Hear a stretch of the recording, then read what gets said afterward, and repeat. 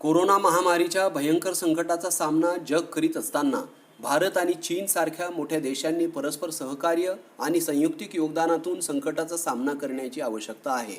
असे असताना हे देश आपल्या सीमा प्रश्नावरून परस्परांच्या विरोधात उभे राहिल्याचे चित्र समोर आलेले आहे। सध्या युद्ध ही कोणालाही न परवडणारी बाब आहे।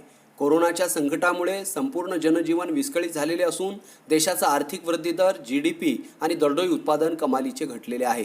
जीवनाचे सर्वच क्षेत्र त्यामुळे बाधित झालेले असून संपूर्ण व्यवस्थेस पूर्वपदावर आणण्याचे आव्हान समोर असताना भारतीय शासनासमोर चीनच्या आक्रमक कारवायांनी सीमा सुरक्षिततेचे आव्हान उभे केलेले आहे। चीनची हेकेखोर आणि विस्तारवादी भूमिका निश्चितच जागतिक शांततेला आणि मानवतावादी विचारांना धक्के देणारी आहे। तसेच एखाद्या सार्वभौम राष्ट्राच्या प्रादेशिक अखंडतेस आणि सार्वभौमत्वास आव्हान देणारी आहे। चीनच्या या आक्रमक मुजोर वृत्तीस सडेतोड उत्तर द्यायला पाहिजे ही सर्वसामान्य भारतीयांची मानसिकता बनलेली असली तरी आपण एकाएकी काही कठोर पावले उचलणे आपल्या देशाच्या हिताचे होईल काय हे सर्व बाजूने तपासणे आणि योग्य मार्ग प्रस्तावित करण्यासाठी अभ्यासपूर्ण उपायात्मक चिंतन मांडणे, शासनास दिशानिर्देश करणे अभ्यासकांचे कार्य आहे। हे लक्षात घेऊन काही व्हिडिओच्या माध्यमातून हा प्रश्न आपल्या सर्वांच्या समोर मी मांडत आहे आणि अभ्यासकांना यावर चर्चेसाठी निमंत्रित करीत आहे।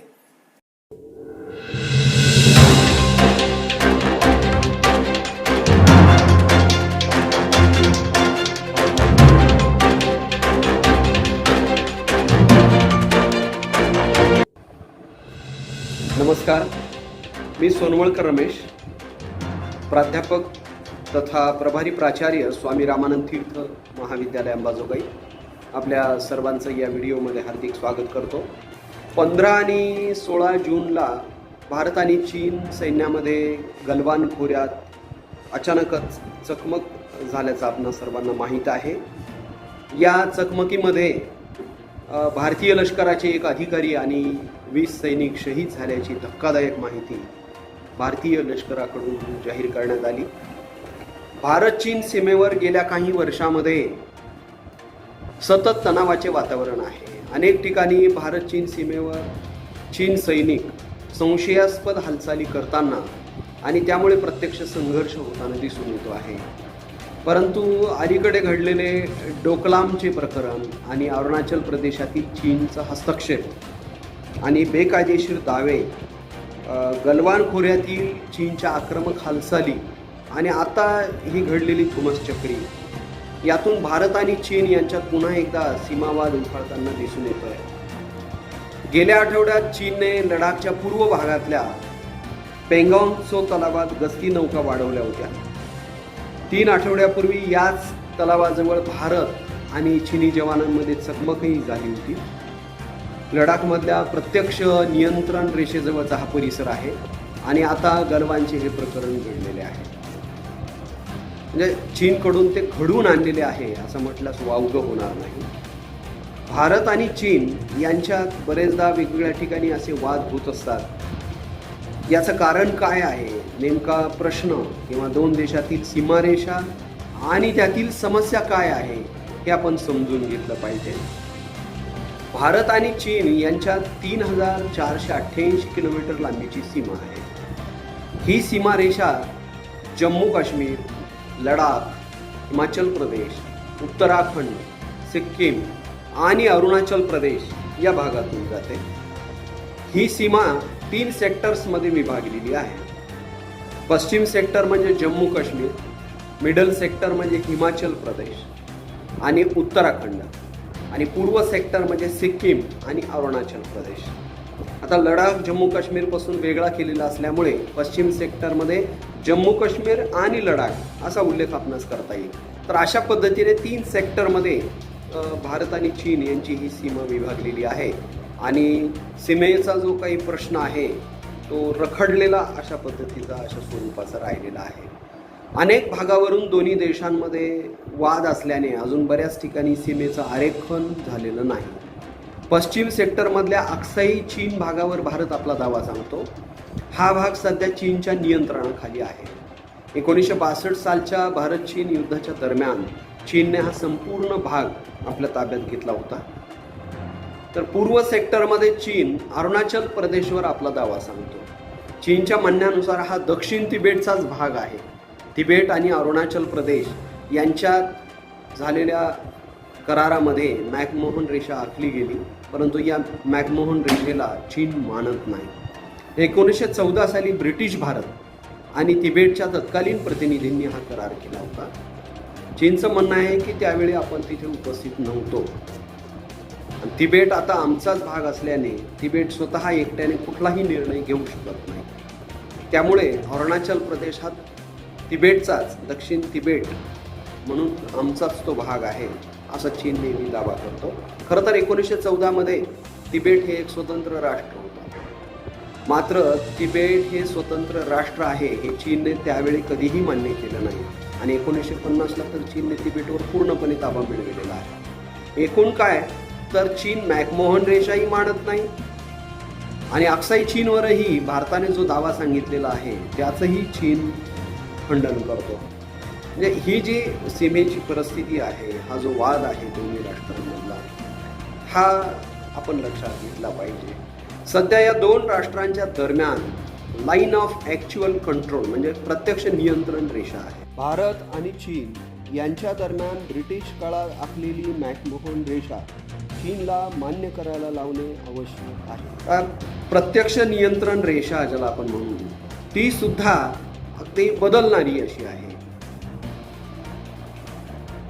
म्हणजे परिस्थिती नियंत्रणात ठेवण्यासाठीची ही जी लाईन ऑफ ॲक्च्युअल कंट्रोल आहे, म्हणजे प्रत्यक्ष सीमा रेषा अशी संज्ञा त्याला जी वापरलेली आहे ती निश्चित नाही आहे. म्हणजे प्रत्यक्ष नियंत्रण ज्या भूप्रदेशावर त्या देशाचं असतं तो देश ही ती प्रत्यक्ष नियंत्रण रेषा आहे असं सांगतो.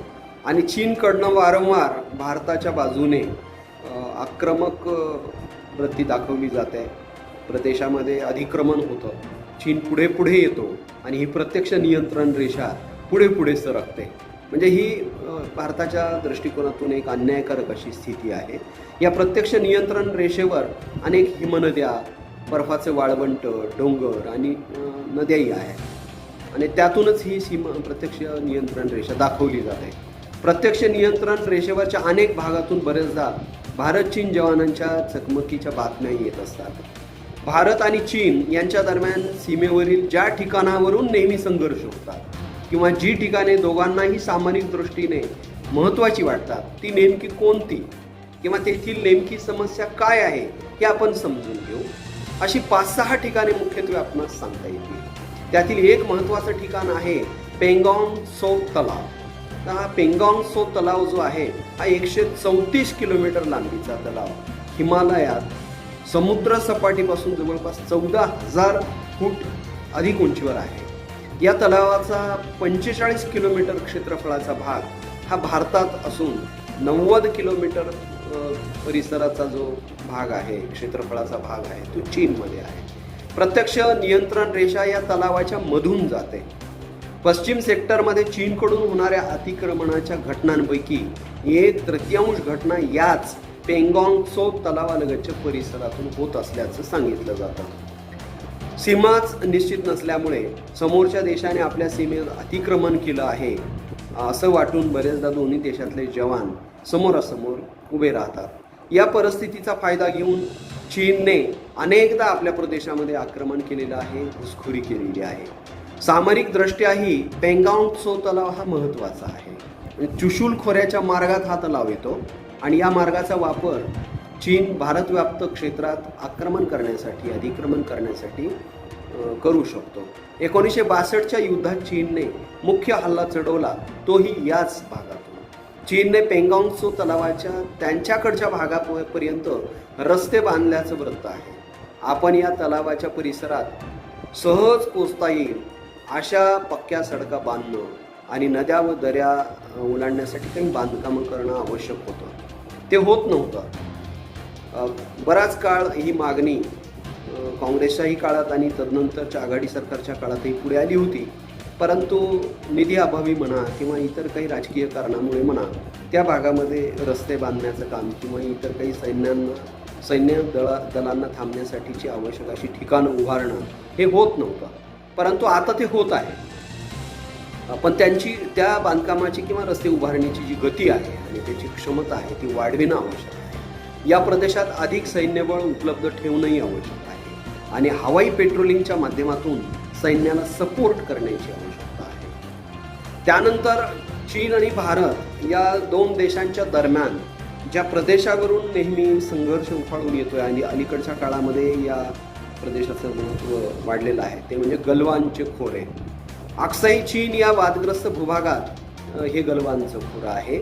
लडाख आणि अक्साई चीन दरम्यान भारत चीन सीमेच्या अगदी हे खोरं आहे. या भागात प्रत्यक्ष नियंत्रण रेषा अक्साई चीन भारतापासून वेगळं करते. हे खोरं चीनच्या दक्षिणेकडच्या सिझियांग आणि भारताच्या लडाखपर्यंत पसरलेलं आहे. हा भाग पाकिस्तान आणि चीनच्या सिझियांग आणि लडाखच्या सीमेला लागून असल्यानं सामरिकदृष्ट्या भारताला याचं अत्यंत महत्त्व आहे. 1962च्या युद्धादरम्यान गलवान नदीचा हा जो प्रदेश आहे हेच युद्धाचं मुख्य केंद्र बनलेलं होतं. गलवानच्या खोऱ्यामध्ये भारताकडून होत असलेलं बांधकाम बेकायदेशीर असल्याचं चीननं म्हटलेलं आहे. यामागचं कारण म्हणजे भारत आणि चीन यांच्यात झालेल्या एका करारात दोन्ही राष्ट्रांनी प्रत्यक्ष नियंत्रण रेषा मान्य करण्याचं आणि त्या भागात कुठलंही बांधकाम न करण्याचं मान्य केलेलं आहे. मात्र चीनने आपल्याकडच्या भागात याआधीच आवश्यक सैन्य उभारणी केली आहे आणि आता मात्र तो ही परिस्थिती कायम ठेवावी असं म्हणतो आहे. मात्र आपली बाजूही बळकट करण्यासाठी भारताला लष्करी सज्जता ठेवणं आणि काही आवश्यक ते बांधकाम करणं महत्त्वाचं वाटतं. गलवानचे एवढे प्रकरण घडूनही चीनकडून याच परिसरापासून 200 किलोमीटर अंतरावरील प्रदेशात मोठ्या प्रमाणात हालचाली सुरू असल्याचे आपणास दिसून येते. गलवानच्या खोऱ्याच्या चीनकडील भागामध्ये चीनने विमानतळ उभारलेले असून तिथे चीनकडून रस्त्याचे बांधकाम करण्यात आलेले आहे. अनेक ठिकाणी आजही बांधकाम सुरू असल्याचे दृश्य सॅटेलाईटच्या माध्यमातून मध्यंतरी समोर आलेलं आहे. भारताकडूनही त्यामुळे अतिरिक्त फौजफाटा तैनात करणं, आवश्यक तेथे रस्ते उभारणं आणि पुलाचे व सैन्य विश्रांतीसाठी छोटे मोठे बांधकाम करणं चालू आहे. याला मात्र चीन आक्षेप घेतोय. वाढणाऱ्या या तणावातून दोन्ही देश प्रत्यक्ष सीमारेषेजवळ सैन्य तैनात करत असल्याचं वृत्त हाती येत आहे. भारताचं म्हणणं आहे की अक्साई चीनमधल्या गलवान खोऱ्याजवळ चीनी सैन्याचे तंबू आहेत, पक्के रस्ते चीनने बांधलेले आहेत, मोठाली सैन्य तळं एवढंच नव्हे तर विमानतळही चीनने उभारलेलं आहे आणि हे चीनला चालतं. भारताने सीमा रक्षणासाठी सैन्याच्या गस्तीसाठी साधा रस्ताही उभारायचा नाही किंवा सैन्य गस्तही घालायची नाही. हा जो मुजोरपणा आहे, ही जी आक्रमकता आहे, एका स्वतंत्र राष्ट्राच्या सार्वभौमत्वाला दिलेलं आव्हानच नव्हे काय, हे आम्ही चालू देणार नाही. चीनच्या आक्रमक हालचाली पाहून यानंतर भारतानेही सीमेच्या जवळ आपल्या भागात सैन्याची जमवाजमव वाढवली, तैनात वाढवली, तर गलवान खोऱ्याजवळ भारत संरक्षणविषयक बांधकाम करत आहे. याचाच राग ठेवून चीनने परवाचं कृत्य केलेलं आहे. यानंतरचा जो पॉईंट आहे की ज्या पॉईंटवरून भारत आणि चीन यांच्यात संघर्ष होत असतो तो म्हणजे डोकलामचा आहे. डोकलामचं प्रकरण 2 वर्षापूर्वी खूप गाजलेलं होतं, आपणा सर्वांना माहीत आहे. 2017 साली डोकलामवरून भारत आणि चीन यांच्यात जो वाद झाला होता तो साधारणतः 70 ते 80 दिवस हा पेटलेला होता. अखेर चर्चेतून त्यावर तोडगा काढण्यात आला. पण तो डोकलामचा हा जो भाग आहे याचं चीनच्या दृष्टिकोनातून किंवा भारताच्या दृष्टिकोनातून काय महत्त्व आहे हे आपण समजून घेतलं पाहिजे. डोकलामचा हा जो भाग आहे पठारी भाग आहे आणि या डोकलामच्या पठारी भागात चीनने रस्त्याचं बांधकाम सुरू केलेलं होतं. त्याला भारताने विरोध केला होता आणि त्यामुळे मग त्या काळात संघर्ष पेटलेला होता. डोकलाम खरं तर चीन आणि भूतान या 2 देशातल्या सीमेत येतो आणि या 2 देशादरम्यान काही प्रदेश आणि ठिकाणावरून त्यांच्यात वाद आहे. मात्र हा भूभाग सिक्कीमच्या सीमेजवळ आहे आणि हा ट्राय जंक्शन पॉईंट आहे. म्हणजे भारत, चीन आणि भूतान या 3ही देशांच्या सीमारेषेला जोडणारा हा प्रदेश आहे. भूतान आणि चीन दोन्ही देश या भूभागावर आपला हक्क सांगतात आणि भारत मात्र भूतानच्या दाव्याचं समर्थन करतो. हा भूभाग भारतात सामरिकदृष्ट्या खूप महत्त्वाचा आहे. एकतर भारत आणि चीन यांच्यातील बफर स्टेट म्हणून भूतानचं त्या प्रदेशातील अस्तित्व, प्रभुत्व भारताच्या दृष्टीनं आवश्यक आहे. आणि दुसरं म्हणजे चीनने डोकलाममध्ये रस्ता जर बांधला तर ईशान्य भारताला उर्वरित देशाशी जोडणाऱ्या 20 किलोमीटरच्या चिंचोळ्या मार्गापर्यंत चीनला पोहोचणं सोपं होणार आहे. जो 20 किलोमीटरचा अतिशय अरुंद किंवा चिंचोळा असा जो मार्ग आहे की जो ईशान्य भारताला मुख्य भारताशी जोडतो, या मार्गाला चिकन स्नेक असं म्हटलं जातं। आणि हा चिकन स्नेक जर चीनच्या ताब्यात गेला तर ईशान्य भारत हा मुख्य भारतापासून तोडला जाऊ शकतो आणि ईशान्य भारत हा चीन आपल्या ताब्यात घेण्याचा प्रयत्न करू शकतो। ही भीती, ही चिंता त्यावेळेलाही भारताला होती आणि आजही आहे। तसंच भारतीय लष्करातल्या तज्ज्ञांचं म्हणणं आहे की डोकलामच्या जवळ असणाऱ्या सिक्कीममधून भारत चीनच्या कुठल्याही प्रयत्नांना हाणून पाडू शकतो। शिवाय सीमेवर हिमालयात हाच एकमेव असा भाग आहे की जो उंचावर आहे आणि भौगोलिकदृष्ट्या भारतीय लष्कराला याचं चांगलं महत्त्व आहे, कारण हा उंचावर असल्याने भारताला त्या ठिकाणाहून चीनच्या प्रदेशामध्ये टेहळणी करता येते। चीनच्या सैनिकी हालचाली आपल्याला हेरता येतात आणि चीनी सैन्य भारत आणि भूतान यांच्यामध्ये अडकून पडण्याची स्थिती या परिसरामधून निर्माण होते आणि म्हणूनच या परिसराचं भारताच्या सामरिक दृष्टिकोनातून महत्त्व आहे। आत्तापर्यंत आपण जे वेगवेगळे भाग बघितलेले आहेत, म्हणजे गलवानचं खोरं असेल किंवा तो तलाव असेल किंवा अगदी डोकलाम असेल, त्याचप्रमाणे आणखी एक अतिशय महत्त्वाचा असा जो प्रदेश आहे की ज्यावरून चीनला अगदी अलीकडच्या काळामध्ये पुन्हा एकदा त्या प्रदेशाचं महत्त्व जाणवू लागलेलं आहे आणि तो भाग म्हणजे अरुणाचल प्रदेशचा तवांग। अरुणाचल प्रदेशातल्या तवांग भागावर कायमच चीनचा डोळा राहिलेला आहे। तसा तर तवांग तिबेटचा भाग असल्याचं चीनचं म्हणणं आहे। तवांग आणि तिबेटमध्ये बरंचसं सांस्कृतिक साम्य आहे आणि तवांग बौद्धांचं मुख्य धार्मिक ठिकाण असल्याचं चीनचं म्हणणं आहे। त्यामुळेच तवांगवर ताबा मिळवून बौद्धांच्या प्रमुख धार्मिक स्थळावर ताबा मिळविण्याचा चीनचा हेतू असल्याचं अनेक अभ्यासकांकडून सांगितलं जातं। दलाई लामा यांनी तवांगच्या मॉनेस्ट्रीचा काही दिवसापूर्वी दौरा केला, त्यावेळी चीनने याचा जोरदार विरोध केला होता। 1914 साली ब्रिटिश भारत आणि तिबेट यांच्या प्रतिनिधींमध्ये करार झाला होता।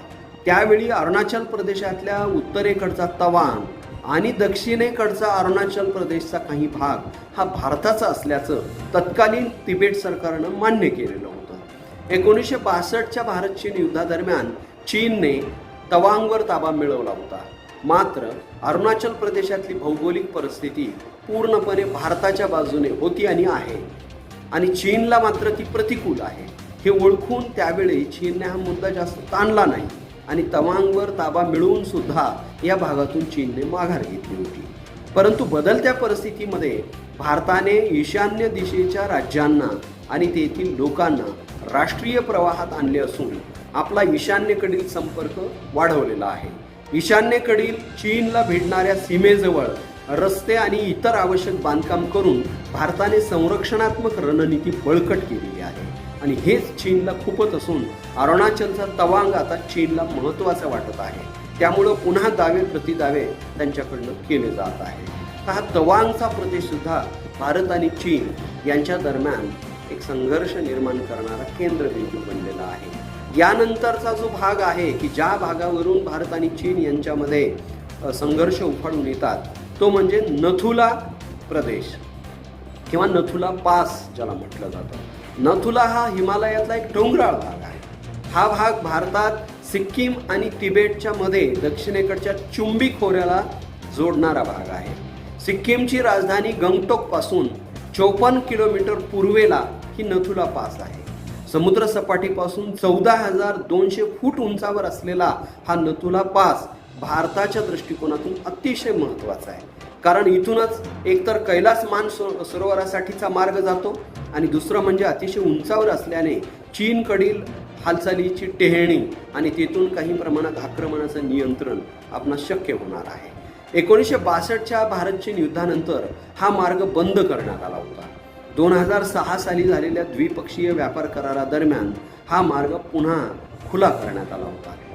1890 साली झालेल्या एका करारात नथुला सीमेवरून दोन्ही देशात कुठलाच वाद नाही असं म्हटलं होतं आणि म्हणूनच 2006 मध्ये त्याचा संदर्भ देऊन हा मार्ग खुला करण्यात आला होता। मात्र बदलत्या परिस्थितीत भारत या परिसरातही आपले तळ वाढवून भक्कम सैन्य व सुरक्षा स्थिती उभारत आहे। हे पाहून चीनला हा पॉईंट महत्त्वाचा वाटत आहे। नथुला पास जवळ भारत आणि चीनच्या जवानांमध्ये चकमक झाल्याचं वृत्त याच वर्षी 10 मे रोजी आलं होतं. तर हे जे वेगवेगळे पॉईंट आहेत, हे जे वेगवेगळे प्रदेश आहेत, या प्रदेशावरून तो भारत आणि चीन यांच्यामध्ये संघर्ष आहेच. शिवाय दक्षिण चीन समुद्रामध्ये चीन ज्या हालचाली करतो आहे आणि त्या ठिकाणी व्हिएतनाम असेल, फिलिपाईन्स असेल, ब्रुनई असेल किंवा इतर छोटी राष्ट्र असतील, कोरिया असेल, दक्षिण कोरिया असेल, या राष्ट्रांनी भारतासारख्या राष्ट्राची मदत घेऊन चीनच्या या वाढणाऱ्या आक्रमक हालचालींना पायबंद घालण्याचा प्रयत्न केलेला आहे. आणि त्यामुळे तिथल्या दक्षिण चीन समुद्रातल्या चीनच्या हालचालीवरून भारताने घेतलेली जी भूमिका आहे त्यावरून सुद्धा भारत आणि चीन यांच्यात संघर्ष हा उभा राहिलेला आहे. तिथली परिस्थिती अशी आहे की खरं म्हणजे कोणत्याही देशाला आपल्या सीमारेषेपासून समुद्रामध्ये आंतरराष्ट्रीय करारानुसार आणि कायद्यानुसार 200 नॉटिकल मैलचा प्रदेश हा आपल्या देशाच्या अंतर्गत घ्यायला परवानगी आहे किंवा त्या 200 नॉटिकल मैल समुद्री प्रदेशापर्यंत त्या देशाची सीमारेषा समजली जाते. परंतु 200 नॉटिकल मैल समुद्र सोडून पुढे दक्षिण चीन समुद्रात चीन आपला दावा सांगतो आहे. चीनने या प्रदेशामध्ये कृत्रिमरित्या बेट तयार केलेलं आहे भराव टाकून, आणि ते बेट आपले आहे असे सांगून त्या बेटाच्या आजूबाजूचा 200 नॉटिकल मैल प्रदेश आपला असल्याचं चीन सांगतो आहे. एवढंच नव्हे तर व्हिएतनामला लागून असलेल्या, त्याचबरोबर कोरियाला लागून असलेल्या, फिलिपाईन्सला लागून असलेल्या वेगवेगळ्या बेटांवर चीन आपला दावा सांगतोय आणि त्या दाव्यातून त्या बेटांच्या भोवतालचा 200 नॉटिकल मैल समुद्री प्रदेश हा आपलाच असल्याचं चीन सांगतोय. आणि त्यातून जे काही व्यापारी जहाजं जातात किंवा इतर जे काही समुद्री संशोधन केलं जातं, तर या सर्व गोष्टींवर चीन आपलं नियंत्रण प्रस्थापित करण्याचा प्रयत्न करत आहे. तर या दक्षिण चीन समुद्रातल्या चीनच्या ह्या सर्व हालचाली, आक्रमकपणाने विस्तारवाद हा भारताच्या तिथल्या सहभागामुळे हा रोखला जातोय, त्याला पायबंद घातला जातोय आणि त्यामुळे चीनला भारताबद्दलचा हा जो राग आहे तो चीन भारत या संघर्षाला वाढवणारा सिद्ध होत आहे. तर भारत आणि चीन यांच्यातला हा जो सीमावाद आहे, हा सीमावाद सोडविण्यासाठी अनेक प्रयत्न करण्यात आलेले आहेत. आपण भारत आणि चीन यांच्यातल्या सीमेचे नेमके काय प्रश्न आहेत आणि ते प्रश्न कशा पद्धतीने चीन आपले दावे प्रतिदावे करतोय आणि संघर्ष निर्माण करतोय हे आपण बघितलेलं आहे. परंतु हे सीमेचे प्रश्न सोडविण्यासाठी यापूर्वी काही प्रयत्न झालेले आहेत का, सध्याही काही प्रयत्न होत आहेत का, हे आपण समजून घेणं आवश्यक आहे. आणि म्हणून या पुढच्या भागामध्ये आपण भारत आणि चीन सीमा प्रश्न सोडविण्यासाठी इतिहासात झालेले प्रयत्न, सध्या होत असलेले प्रयत्न आणि नेमकं या नंतरच्या काळामध्ये आपण काय उपाययोजना करायला पाहिजे यावर प्रकाश टाकणार आहोत. खरं म्हणजे सीमा प्रश्न सोडविण्यासाठी बॉर्डर मॅनेजमेंट समित्या स्थापन केलेल्या आहेत, विशेष प्रतिनिधींच्याही समित्या आहेत. शिखर परिषदांच्या माध्यमातून किंवा द्विपक्षीय करारांच्या माध्यमातूनही अनेकदा आपण सीमारेषेवर आपण शांतता प्रस्थापित करण्याचा प्रयत्न केलेला आहे. परंतु जोपर्यंत भारत आणि चीन यांच्यामध्ये कायमची सीमारेषा, आंतरराष्ट्रीय सीमारेषा आखली जात नाही आणि ती दोन्ही राष्ट्राला मान्य होत नाही आणि आंतरराष्ट्रीय समूहाच्या साक्षीने ती सीमारेषा निश्चित होत नाही, तोपर्यंत हा सीमा प्रश्न सोडवणं किंवा त्यावरून होणारे हे संघर्ष थांबवणं अवघड आहे. तर ही सीमारेषा होईल तेवढं लवकर निश्चित करणं आणि त्यासाठी सध्याचं जे वातावरण आहे आंतरराष्ट्रीय पातळीवर भारताच्या बाजूनं बनलेलं जे जागतिक लोकमत आहे, या कोरोनाच्या पार्श्वभूमीवर निर्माण झालेली भारतासाठीची अनुकूल परिस्थिती आहे, याचा लाभ घेऊन भारताने त्या दृष्टिकोनातून जर पावलं टाकली आणि ती निर्णायक ठरली तर निश्चितच हा सीमा प्रश्न सोडविण्यासाठी आपल्याला मदत होणार आहे. आपण भारत आणि चीन यांच्यातल्या सीमा प्रश्नाला समजून घ्यायचा थोडासा या ठिकाणी प्रयत्न केलेला आहे. हा सीमा प्रश्न सोडविण्यासाठीचे जे प्रयत्न इतिहास काळात झाले किंवा पुढे होणार आहे ते आपण पुढच्या व्हिडिओमध्ये बघूयात. तोपर्यंत मी या ठिकाणी थांबतो आणि आपणा सर्वांना हा व्हिडिओ पाहिल्याबद्दल मनपूर्वक धन्यवाद देऊन या कोविड-19च्या पार्श्वभूमीवर स्वस्थ आणि निरोगी आयुष्य जीवन आपणास चिंततो. घरी राहा, सुरक्षित राहा. Stay home, stay safe. Thank you. धन्यवाद.